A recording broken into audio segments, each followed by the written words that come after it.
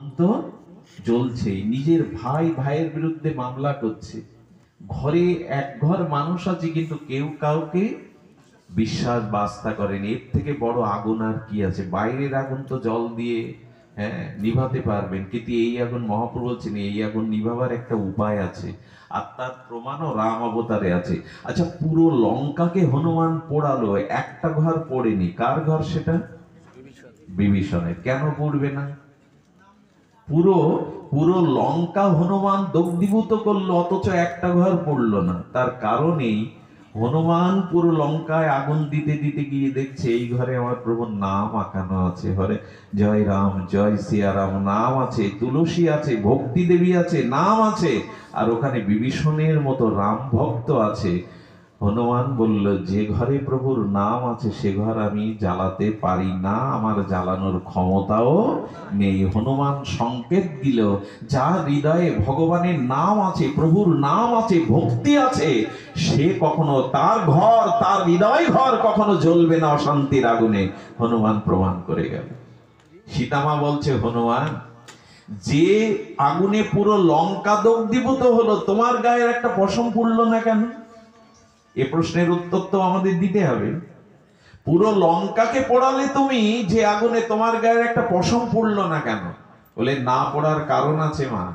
কারণটা হলো হৃদয়ের দিকে তাকাও।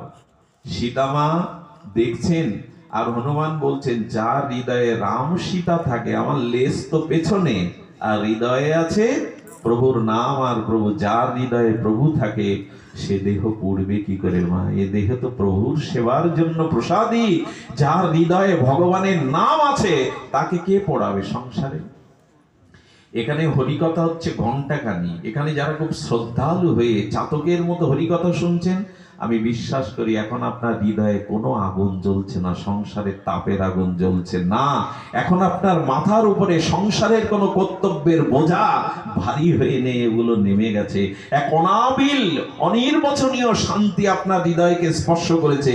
এটাই প্রমাণ করে নামের মধ্যে থাকো, তাহলে হৃদয় শান্ত থাকবে, আগুন জ্বলবে না।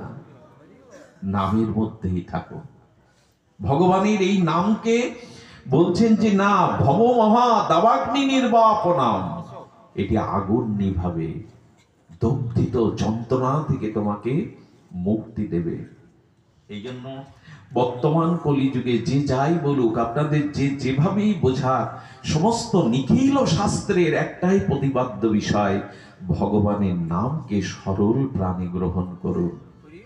সরল প্রাণে একটু সরলতার দ্বারা শ্রী নামকে গ্রহণ করুন। এই নাম আপনাকে আর পরম কল্যাণ এবং মঙ্গলের অধিকারী করবে। শ্রী নাম গ্রহণই আমাদের সমস্ত শাস্ত্রের, নিখিল শাস্ত্রের প্রতিপাদ্য বিষয়। তবে বৃষ্টির জল যদি পড়ে টিনের চালে দাঁড়াবে না, সমান জায়গায় সমান্তরাল জায়গায় দাঁড়াবে না। বৃষ্টির জলটা গড়িয়ে কোথায় দাঁড়াবে? যেখানে